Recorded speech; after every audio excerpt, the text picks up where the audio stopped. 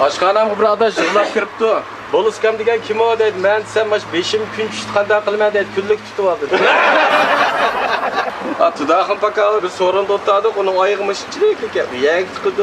Ya, "Uka, sening oyog'ing kim o'g'laydi?" desam, "Bol iskam ne o'ylab telefon soldigan qilyapti."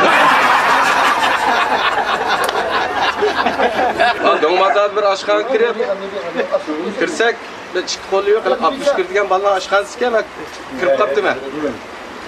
Eski bana bir tamak kıpırın da bir çaylık ayalga qo'li yo'q kim o'tsam yo'ldoshim deydi va ta'lingiz ketsam qada deydi. Faqat umaydigan bo'ldi desam, umumagamni bek tepidim men. Dabazani alsam bir adaş yapılaq şaptıl siltdi. Men dedim, "Olcuningmi, ko'rulningmi, nani şaptıl bor, sen pepana." Yo'q, maylatdan tish og'rib doktorxonaga berib kelgan. Doktorlar ko'rimda tishingiz qara.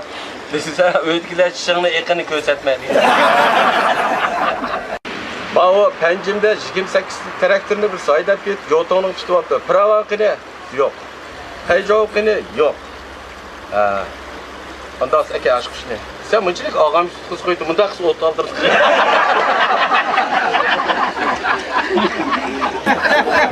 Bir tez tamoqxonasiga 4 ayol kirib, birisi bolasini imityapti, qo'yal balangni imitma deb. Bu zamon bolasini deb imitmaymiz, sirtda ichimlik akirishga bo'lmaydi. Bizning mal bir balani akustiga qolib kirsam yig'layotdi bu. "Voy akam, kimni aki deymi akam" deydi. "Ishki men debdi" dedi.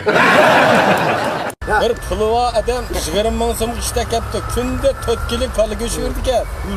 Dedik, ishtiya o'shimaydi-kan, jimjit. İştini mal doktorxonaga olib boribdi-kan, tekshiribdi-kan, ishdan kekash keldi. Bir ag'inam bil ketib qolsam, o'qimagan ag'inam bo'li savoq tishim kelib qoldi dedi. Sen o'qimasan, qanday savoq tishing oldi desam, og'im o'qimagan dedi. O tudağın pakaның ayağını bek yoğa ayağım. Bir gün öydü tok yok, balları yığıla vuruptu, ayağını balanın toskuna çıktı da tudağın toskuna çıktı.